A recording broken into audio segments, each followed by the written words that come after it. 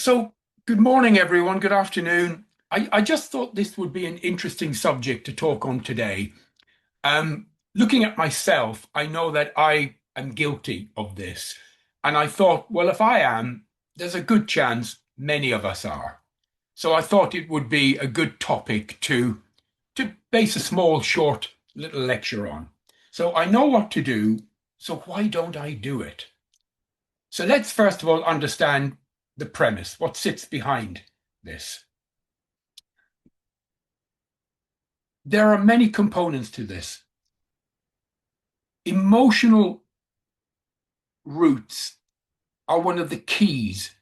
Most of it is down to emotions. Procrastination stems from our emotional resistance and fear. It's not usually to do with poor management or laziness. And sometimes we make the mistake of blaming ourselves. We beat ourselves up by saying, I am lazy, I'm not good at managing my time, I'm not good at managing my life. And that's not really usually the case. Okay, it's more of an emotional resistance. And delays, when we delay or put something off, it usually reflects some subconscious emotional conflict or a belief that is influencing that behavior of ours. So therefore, understanding the emotional triggers through psychology and neuroscience will help us to overcome any inaction and to be more effective and to be more efficient. So we need to recognize internal obstacles. All right. So what do we know? Well, we actually know that most leaders, and by the way, when I use the word leader, I mean all of us here today in this call. Every one of you is a leader, everyone.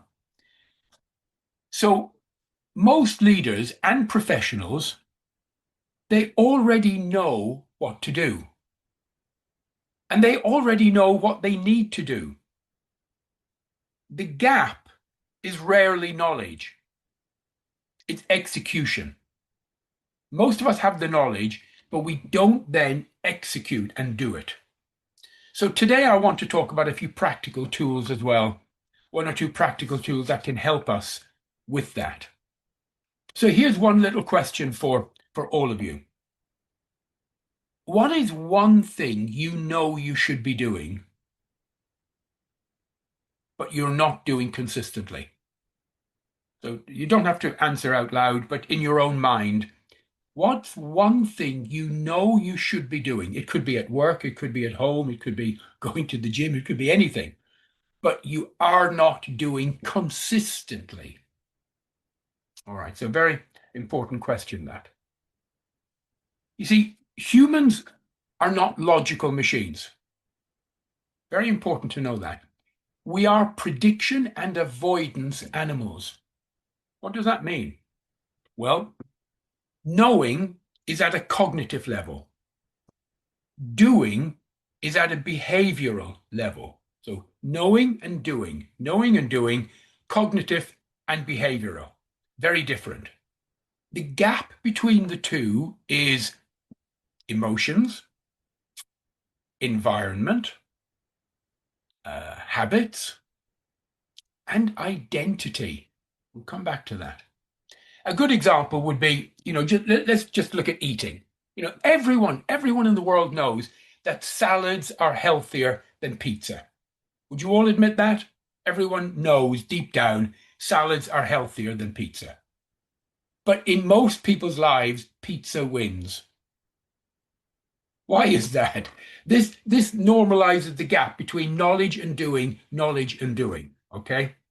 So coming back to you, you yourself, or maybe if you have a team, where do you see this gap most in your life or in your team? Okay, so let's look at the next slide.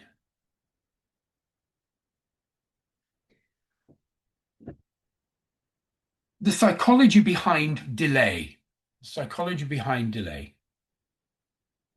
Emotional roots of procrastination. And I mentioned this 2 or 3 times, and I'll mention it again because emotions play an enormous role here. Procrastination stems from emotional discomfort. Very important phrase that. Fear and self-doubt, not poor management. Avoidance tasks, and I'll come back to that in a minute, provide short-term relief, but actually they increase our stress and anxiety over time, especially if a deadline is approaching. Major life changes drain us emotionally. They suck our energy from us, okay? And it makes doing tasks even harder. So what we need to do is break the cycle. We need to break the cycle.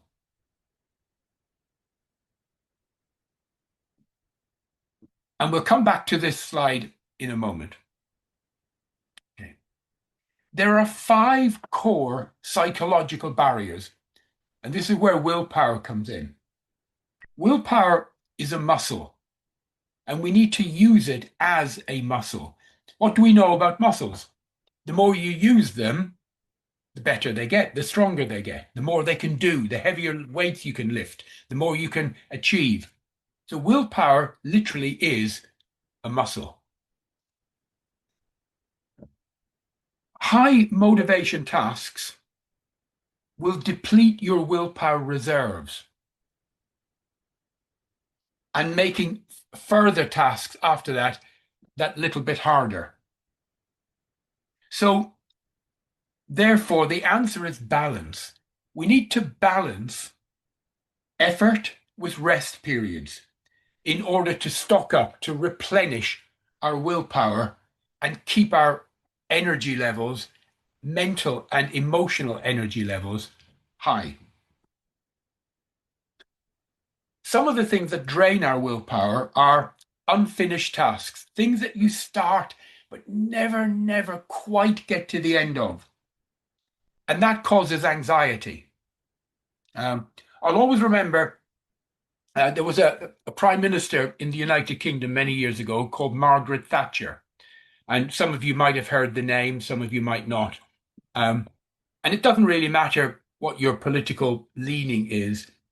I always remember something she wrote about.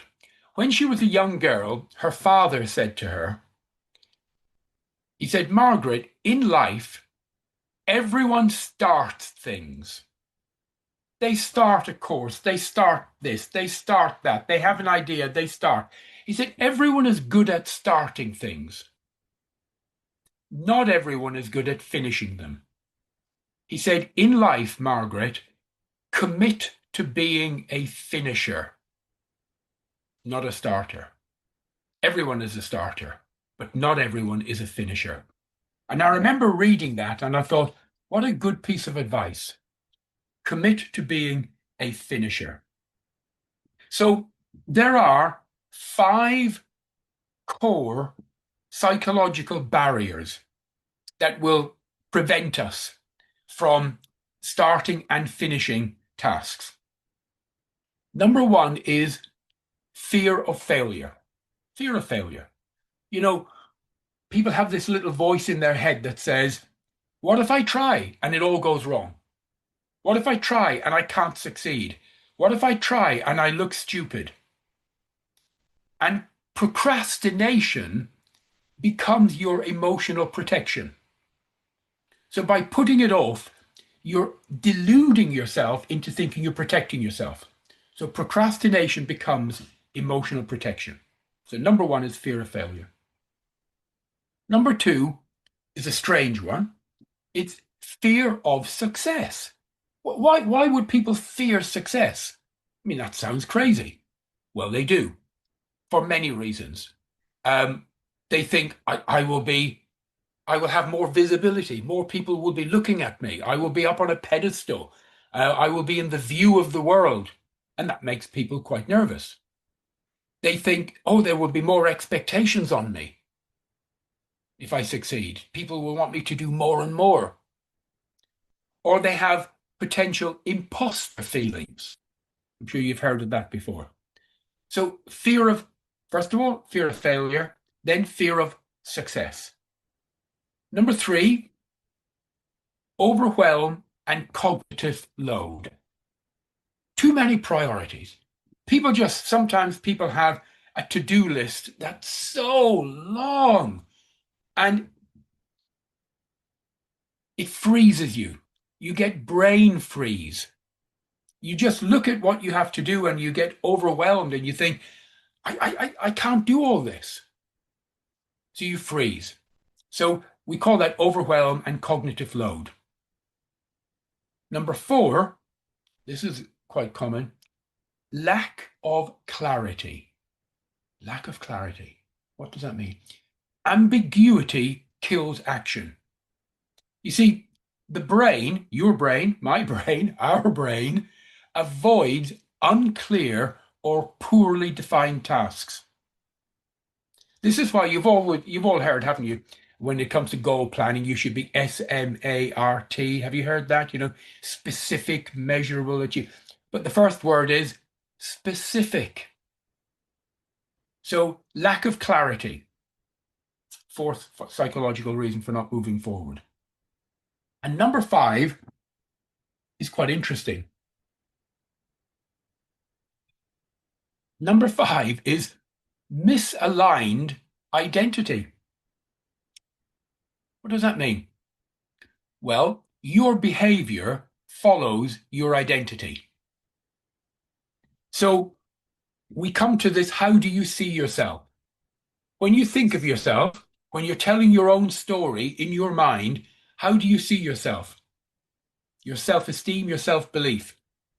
And, some people, they have this voice inside them saying, if I don't see myself as a disciplined leader, I won't behave like one. So misaligned identity. Very important. Okay. Let's move on.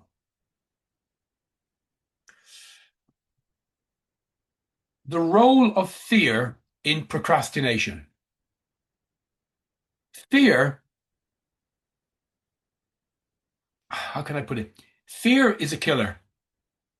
Fear will hold you back. Fear will stop you dead in your tracks. Remember that there was a book, wasn't there, many years ago? I'm trying to remember the name of the author. Good book. Feel the fear and do it anyway. Feel the fear and do it anyway. What a wonderful title. It creates consistent background stress, which will then make us engage in avoidance behaviors. We need to reframe procrastination as potential losses and a loss aversion in order to get ourselves into action, to get ourselves into gear. One of the ways is to get more information. Get more information about the job, the task that you feel you have to do. What will it do? It will reduce uncertainty. It will gradually fade your discomfort, and it helps to build your internal strength and your tolerance. So getting information is so important. And the next one, the last one on this slide, self-compassion. Basically loving yourself, caring about and for yourself. What helps with that? Well, I've written here on the slide, mentor support. If you have a mentor, someone in your life that can help you, guide you, advise you in a caring, loving, and compassionate way, it helps you to build strength and confidence within yourself.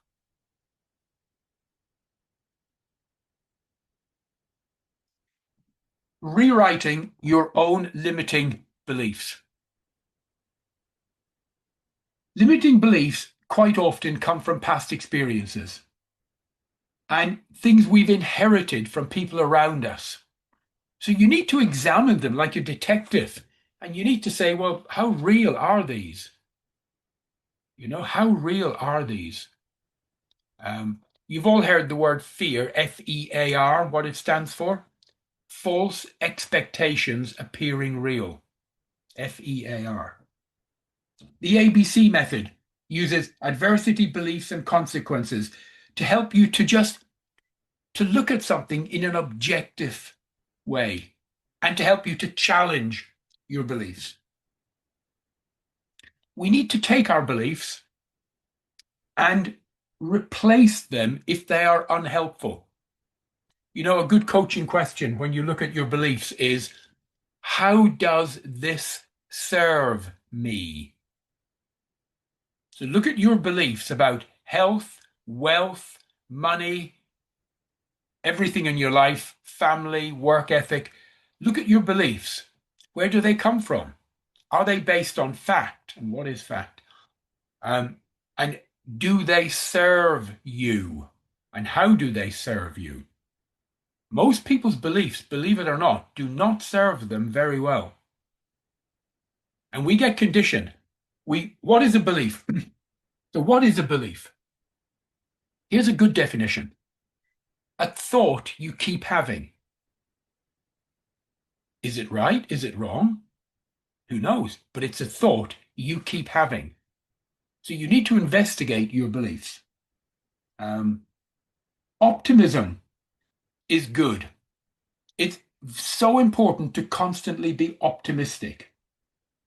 And it helps you. Optimism helps you to replace any limiting beliefs with more empowering ones.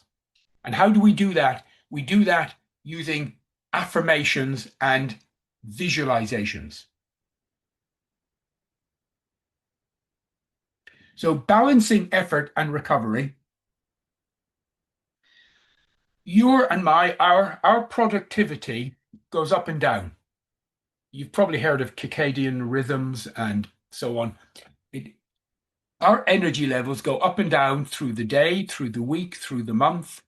And they also fluctuate based on emotional and motivational factors. So you need to become quite knowledgeable about your own body, your own mind, how you think, what affects you, what has a draining effect, what has a negative effect, what has an uplifting effect on you. It's so important to take time off to recover. So important. The guy and the girl who just work, hour after hour, day after day, that does not do you any good. You need to take time to smell the roses, to relax, to go for a walk in the fresh air, to sit and have a cup of tea. And you need to do it frequently. One 15-minute break in an 8-hour day isn't good enough. Not good enough at all. So you need to understand your own rhythm. Some people work, and we all vary. Some people have found they work very good in 20-minute or 40-minute segments. So you work, focus like a laser for 20, 30, 40 minutes, take a break, go for a walk, have a cup of tea, come back, another 20 minutes. You'll find your own routine. So do some investigation in the laboratory of your own body and your own mind. Try and align your tasks to your energy levels. Again, some people have more energy early in the morning. Some people have more energy in the afternoon, in the evening. Align the most important tasks to when you have the most energy. And a holistic approach to everything is very, very important. Integrating your emotional well-being with your strategic planning will help you massively. But I want to talk a lot more on this. So the emotional reason behind inaction, what is it? Well, we need to understand that you and I, we don't have behavioral problems. We have emotion problems. Okay. Every avoided task is linked to, and I've just got a short list in my mind, boredom, fear, uncertainty, anxiety, low confidence. So every time we put a task off, it's usually one of those: boredom, fear, uncertainty, anxiety, low confidence. For example, if you have to do a very important report or document for work and you're putting it off, it's rarely about the fear of not producing something good enough. It's one of the other things I've mentioned. So I'd like you now all to think in your own mind of one personal example, something you've been putting off for whatever reason, something you know you should do, something maybe you have to do, but you've been putting off. While you're thinking about that, I want to talk about the words cue, routine, and reward loop. Cue, C-U-E, cue, routine, reward loop. Right? Avoidance usually has a reward in it, but it's a temporary reward.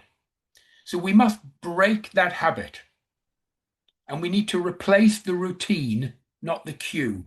Cue, routine, reward. For example, cue, I feel overwhelmed. That's a cue. Routine. Oh, what I'll do, I'll check my email and I'll check my social media. So I'll do low value tasks because the reward, it makes me feel like I'm doing something. So I feel overwhelmed. What I'll do, I'll do something low value and it makes me feel good. And we all do that type of thing. So you need to have an identity shift. You and me, all of us. We need to be the person who does the thing. If you've ever heard of Emerson, one of his famous quotes is, do the thing and you shall have power. What he didn't say was, sit there, ruminate, meditate, cogitate, contemplate. No, he said, do the thing and you shall have power. What's that famous American philosophy company? Nike. What's their motto? Is it do it now or just do it? Is it just do it? Yeah, I think so. So again, I'm not a fan of Nike, but that's not a bad motto. Not a bad motto at all. So do the thing and you shall have power. So this comes back to our identity. Who am I? And you need to talk to yourself. So what do you say in your own mind? Do you say, I am the type of leader who, I am the type of leader, or I am the type of person who gives feedback immediately, exercises daily, plans before acting, finishes what I start? What is the story you tell yourself when you say that? So I'd like you all to finish this sentence in your own mind. I am the type of person who, and you need to finish that. I am the type of person who, and only you know what you're going to say next. Okay. The execution formula has 4 steps. So I'll take you through this quickly, coming to the end. Step 1, reduce the task to the smallest possible action. The brain resists big tasks, but it accepts tiny ones. So small action by consistency equals momentum. So little actions, lots of them, equals momentum. Example, if you have to write a big report and it's putting you off, don't write the full report. Just open a Word document and write the header. Just write the header. You can do that. You can write the header, small task, and it'll start the process. Step 2, use time constraints. You might have heard of Parkinson's law. Parkinson's law says tasks or jobs expand to fill the time allocated to them. So if you have a task, a job, and you allocate 1 hour for it, you'll take an hour. If you allocate 3 hours to it, guess what? You'll take 3 hours. So Parkinson's law, so therefore use micro times. We recommend 10-minute bursts. Work in 10-minute bursts. Think of it. Think of how you could do this. Step 3, remove friction. Remove friction. Again, people don't lack motivation. They encounter friction. So we don't lack motivation, we come up against friction. So we should reduce digital friction, emotional friction, environmental friction. Example. If you pack your gym bag the night before, the chance of you doing exercise actually doubles. Did you know that? It doubles. I mean, what a simple, so easy thing to do. If you pack your gym bag the night before and it's sitting there in your living room or hallway or kitchen, the chance of you doing exercises doubles. That's amazing. We can all do that. So little things. Step 4, create accountability. Interestingly, and we don't always like this, humans perform better when we're being watched. Now, we don't always like it, but we do perform better. So therefore, accountability can be a peer, someone with you, a mentor, a member of your team, or a public commitment. Making a commitment to others. You see, the leader's role in enabling action. You are a leader. What we're talking about here is enabling action. Leaders shouldn't just set goals, that's you and me in our lives. We should clear obstacles. Not just set goals, but clear obstacles. So you need to ask yourself, and if you're a leader of a team, ask your team, what's getting in the way? Next, where is the ambiguity, which means lack of clarity? Next, how can I reduce the friction in this? So I'd like you all to, when we finish today, and I'd like you to make a note so you can engage in this exercise after, and it will only take you 5 minutes. Number 1, I'd like you to write down one key action you have been avoiding. That's step number 1. Just write down the title of it, the name of it. Then, what is the emotional barrier behind that? What is the emotional reason that you've been avoiding that task? And next, what is the smallest possible starting step related to that task? What's the tiniest, smallest starting step you could imagine on that? So I'd like you to do that when we finish in a moment. You see, success isn't about knowing, it's about doing. So don't wait for motivation. Action creates motivation. So take action. And most breakthroughs in life come from simple, consistent behaviors. Simple, consistent behaviors. So I'm going to finish by asking you all just one question. And I'd like you to write the answer down either now or when we finish, probably when we finish. What is the one behavior you will commit to starting today? What is the one behavior that you will commit to starting today? And if you're brave enough to send me an email and let me know what that is, I would be delighted to receive it. Absolutely delighted. So, quite a lot to cover today. Any questions on any of that? No, no one cares. Okay. Actually, I would like to say that this, I don't know if it's coincidence or not, but this week I was just thinking about, being stressful, but not doing actually anything about that. Yes. And yeah, it really helps me. Thank you so much. And I will definitely send you an email that Good. after this Thank you, Dinara. inspiration. I look forward to that. And all of you, again, it's a joy to see you here each week. I don't get to do it every week, but when I'm in my home, I do. And I look forward to these. I wish we could do it physically in a room and have coffee together, but I guess it's the next best thing. So, look, have a wonderful afternoon and evening. My love to you all, and I'll see you on my travels. Take care, everyone.